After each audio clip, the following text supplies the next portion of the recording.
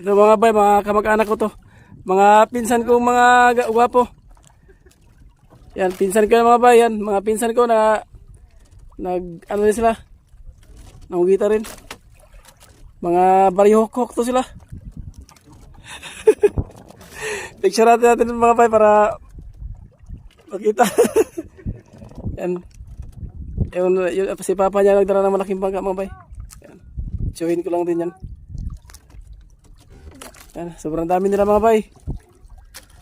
Maraming grupo yung dala ng tsuhin ko.